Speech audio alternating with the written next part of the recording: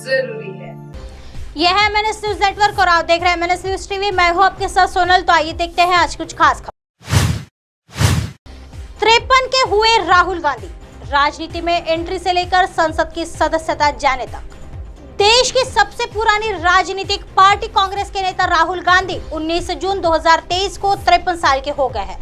राहुल गांधी लगातार अपने बयानों की वजह से राजनीतिक उथल पुथल मचाते रहते हैं। राहुल गांधी ने अब पहली बार साल 2004 में अमेठी से लोकसभा का चुनाव लड़ा था। अब तक उन्होंने 1 लाख से ज्यादा वोटों के अंतर से जीत हासिल की थी। 2009 में यही से दूसरी बार लोकसभा चुनाव जीते। इस बार 3.70 लाख वोटों के भारी अंतर से जीत हासिल की। साल 2014 लोकसभा चुनाव हुए। इस बार बीजेपी ने राहुल गांधी को टक्कर देने के लिए स्मृति ईरानी को अमेठी से उतारा। लगातार तीसरी बार राहुल गांधी अमेठी से लोकसभा सांसद बने। स्मृति ईरानी को हार का सामना करना पड़ा। 2019 लोकसभा चुनाव में पहली बार राहुल गांधी ने अमेठी सीट गंवा दी। बीजेपी नेता स्मृति ईरानी ने उन्हें पटकनी दी। हालांकि उन्होंने केरल की वायनाड सीट पर भारी मतों से जीत हासिल की। राहुल गांधी से करीब 4 लाख वोटों से जीते थे। साल 2007 में राहुल गांधी को कांग्रेस में बड़ी जिम्मेदारी मिली। उन्हें पार्टी का महासचिव बनाया गया। साथ ही उन्हें भारतीय युवा कांग्रेस और कांग्रेस की छात्र इकाई NSUI के प्रभारी महासचिव की जिम्मेदारी भी मिली।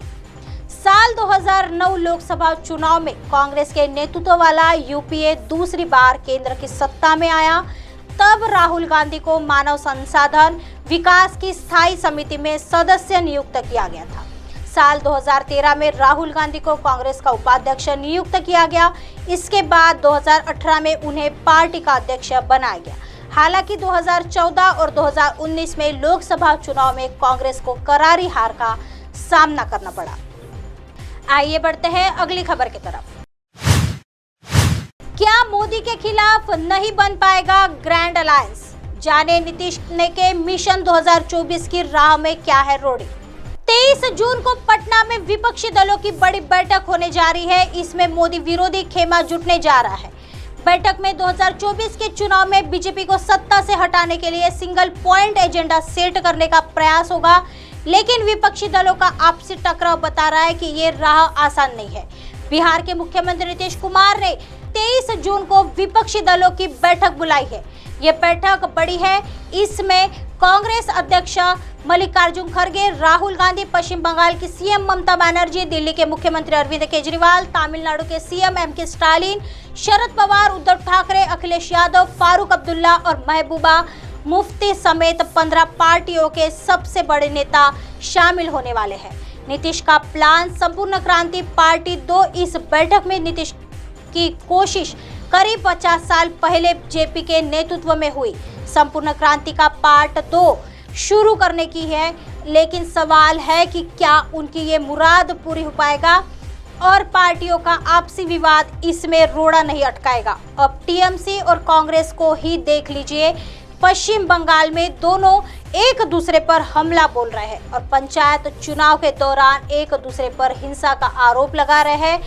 सवाल है कि जब राहुल गांधी और मल्लिकार्जुन खड़गे पश्चिम बंगाल की सीएम ममता बनर्जी के साथ बैठेंगे तो दोनों के लिए इसे भुलाना आसान होगा। इसके साथ ही बैठक में शामिल होने आ रहे दिल्ली के सीएम अरविंद केजरीवाल से भी कांग्रेस की नहीं बन रही है। आम आदमी पार्टी नेता ने दिल्ली में ट्रांसफर पोस्टिंग को लेकर केंद्र के अध्यादेश के मसले पर कांग्रेस से समर्थन मांगा था, लेकिन कांग्रेस चुप्पी साध गई। इसके साथ ही केजरीवाल कांग्रेस पर हमला करने का कोई मौका चूक नहीं रहे हैं। राजस्थान के सीएम अशोक गहलोत और बीजेपी की वसुंधरा राजे के बीच भाई बहन के रिश्ते वाला बयान इसका ताजा उदाहरण दे रहा है। आइए बढ़ते हैं अगली खबर की तरफ। एक बार फिर उद्धव ठाकरे और एकनाथ शिंदे आमने सामने, अलग अलग मनाएंगे स्थापना दिवस, पोस्टर वॉर शुरू। उद्धव ठाकरे और एकनाथ शिंदे गुट एक बार फिर आमने सामने आ रहे हैं, लेकिन इस बार न तो किसी ने पार्टी छोड़ी है और न कोई किसी गुट में शामिल हुआ है। दरअसल आज 19 जून को उद्धव और शिंदे दोनों ही शिवसेना का स्थापना दिवस मनाने जा रहे हैं। एकनाथ शिंदे की अगुवाई वाली शिवसेना गोरेगांव स्थित NESCO ग्राउंड में कार्यक्रम का आयोजन करेगी।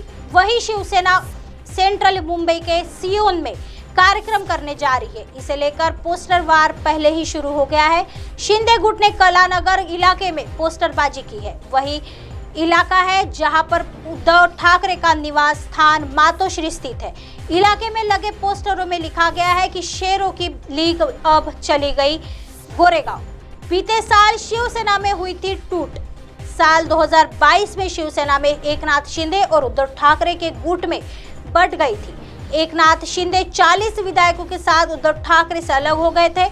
उन्होंने दावा ठोका कि उनकी शिवसेना ही असली शिवसेना है।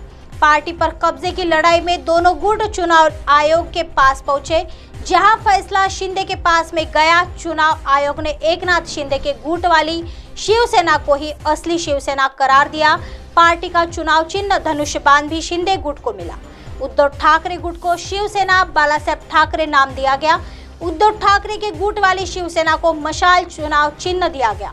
इससे पहले दशहरा रैली को लेकर भी दोनों गुटों में भिड़ंत देखने को मिली थी। अब शिवसेना के स्थापना दिवस पर एक बार फिर दोनों आमने सामने आए हैं। ऐसे ही दिन भर की तमाम बड़ी खबरों से आपको रूबरू कराएंगे। तब तक बने रहिए MNS न्यूज के साथ। नमस्कार।